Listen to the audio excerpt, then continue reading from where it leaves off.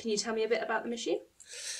The Machine is a sci-fi thriller, and it's about a computer scientist who has a very sick daughter. She has Rett syndrome, and he basically cheats the government. He works for the government building artificial intelligent machines that they're weaponizing, but he kind of tricks them into allowing him to use this money, all their billions that they're using for war, to help him save his daughter.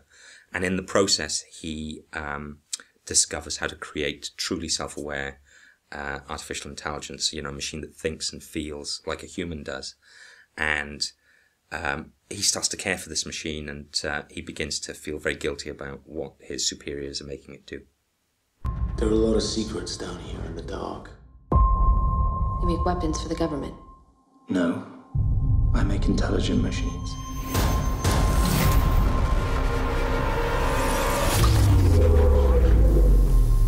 Machine, open your eyes. So how did you first come up with this idea? Is it something you've always been thinking about, or? No, I've always been a big sci-fi geek, and I love sci-fi movies. And I was just reading around. It started just out of interest for the topic. I was reading about robotics and AI, and the more I read, the more I thought, well, actually, there hasn't been a hard sci-fi movie that had been made about the subject of artificial intelligence in a long time. And so I started to dig deeper and do more research, and that kind of ended up in almost 2 years worth of research, where I read every book on futurism and robotics and AI and quantum theory, which I didn't get very far through those books. They were really, really tough. Like halfway through chapter 1 of Penrose's book, I read that like 10 times trying to understand it. But it all gave me an overview that was very useful. And then the key to the story, cracking the story, was the producer, John Guamu, set up a meeting with a guy who works at the Ministry of Defence, who's actually building intelligent machines for the government as weapons. And he explained that what they're doing is they are mapping the brains and using that map of the connections of the neurons and how they share information to actually help their machines operate in the same way. And he said that, they'd mapped a mouse brain. Well, they started off with slug, then mouse, and then they were about to map a chimp brain. And of course, it's not a big leap to think, well, the next step is a human brain.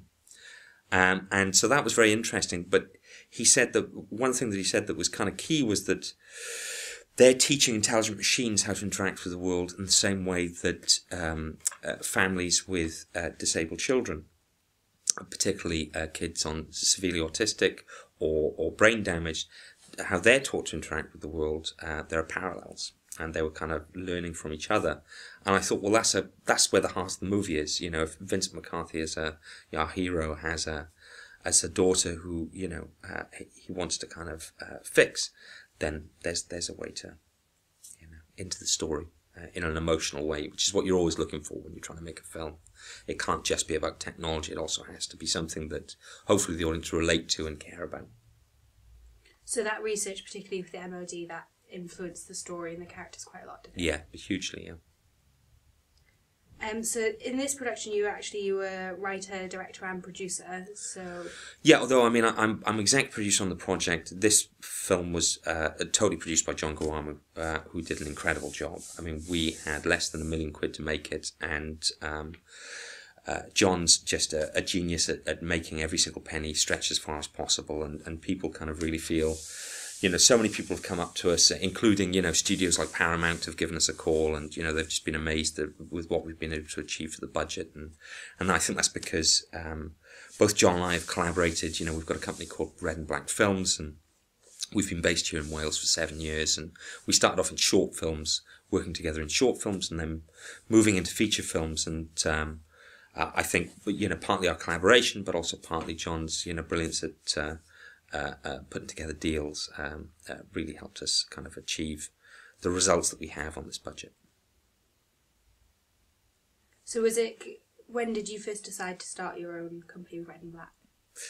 Well, as I say, we started off as short filmmakers kind of individually, and then I saw John's work, he saw my work, and we felt that we were kind of aiming for the same thing, which is, movies that are genre movies that are entertaining and exciting, but also have a heart and something to say. And so we founded a company together and made a TV movie called Little White Lies, which did way more than we expected it to. It was funded by ITV, but it got into the Moscow Film Festival. It won 2 BAFTAs for Best Actor and Actress, and that was really the springboard for our company. That we then, from then we started developing more feature scripts and aiming towards, more commercial and perhaps movies on a bigger scale, which is what The Machine has ended up being.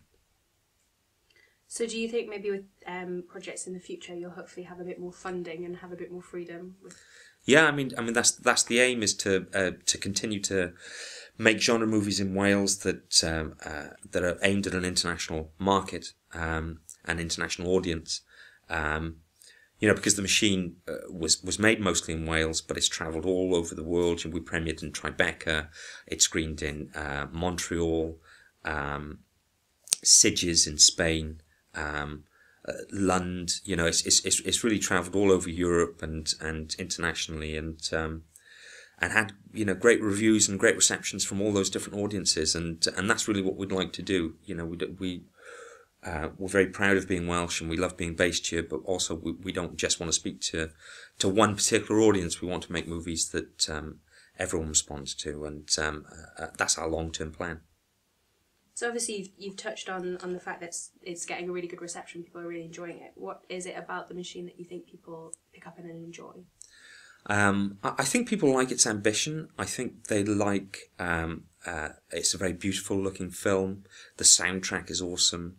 And like I say, it's the same thing that drew me into, it's 3 years of my life in terms of working on this project. It's come to the 4th year now in terms of now that we're promoting it and taking it around festivals, and you can't sustain that amount of passion and that amount of work unless you really care about what you're doing, and so that's what I look for in every movie, and I think that's the same thing that the audiences are responding to. It's a film that has got a big heart and is very entertaining and scary and thrilling, and I think it's the combination of all of those things that I think has surprised people for a movie that doesn't have the budget they'd expect. Mm-hmm. People aren't talking about the budget, they're just responding to the movie, which is absolutely great, because that's exactly what we hoped they would. So what are you planning next after The Machine then? Well, we've got a number of projects in development. We've got a really frightening horror movie that we're trying to put together. And I'm very interested to move into horror as a genre. I think that's going to be a very fun next step as a filmmaker. When I screened The Machine in Tribeca, I snuck into a public screening just off Times Square, and it was lovely to see the audiences jump and scream and all the rest of that at the intense moments in The Machine, and I'd really like to do a film that's kind of just full of those moments, because I really enjoyed that as a filmmaker. So that's the next thing. But then also we've been getting calls from studios about projects that they'd like to develop, and so that's very exciting for us as a next step for a company to start to go over to LA and look at those projects as well. Kind of going back to what we were talking about earlier, could you just explain how you first got into the film industry yourself? Well, I had no contacts in the film industry. I didn't know anyone, and so it was very daunting, kind of, because I had a huge passion for films and I really wanted to get involved with them and tell stories in particular. I started off as a writer, but I couldn't see a clear route into the industry. So I kind of read about other directors that were in the same position as me that, didn't have contacts and weren't wealthy, because they seemed to be the two normal routes into the industry.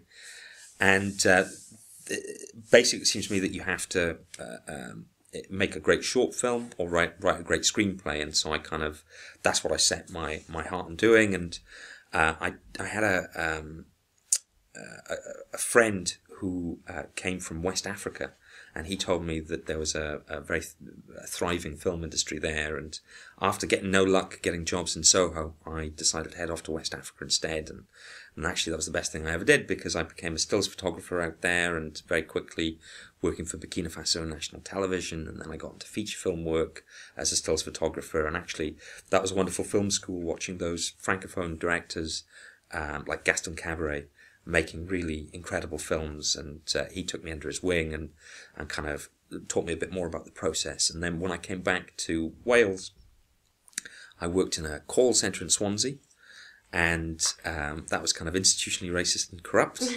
And so I wrote down the conversations of the horrible salesmen around me, and turned that into my first short film, which travelled in festivals all around the world, and producers in London saw it and passed it around because they thought the dialogue was good, and that then spiraled into me doing rewrite work and writing screenplays, and that's kind of really how I started to get the ball rolling in terms of becoming a proper filmmaker, or a funded filmmaker, working filmmaker. So do you often find the best dialogue or characters are ones that are based on your observations of real life? Yeah, I think so, definitely. I think that, truth is always stranger than fiction, and, the key thing to any good story is really knowing your characters and understanding where they're coming from, and for those characters to be believable and rounded, and so it's always great to start, I think, a screenplay with research rather than basing it on other movies. So was there any particular movie that you saw when you were younger that made you want to go into the industry? Oh, so many. From, I guess, the first film, a formative film, was E.T. I couldn't stop talking about that when I left the theatre, and I can't remember how old I was. I must have been like 6 maybe, or something like that. And my mother was like, you do understand that people make films? Because I think I kind of just thought that they were like dreams on the screen. And she said, no, they're made, and there's a particular person, a director, who kind of controls what happens. And from that moment, that kind of nascent idea that, films could be made was something that I slowly learnt more and more about. And, obviously it was a long time before I did anything about it, but it was always a very intriguing idea. But E.T., Blade Runner, Alien, a lot of Kubrick's films, Scorsese, these are all hugely influential. She's deranged. I am working on a way to restore her. What are you really? I am part of the new world, and you are part of the old.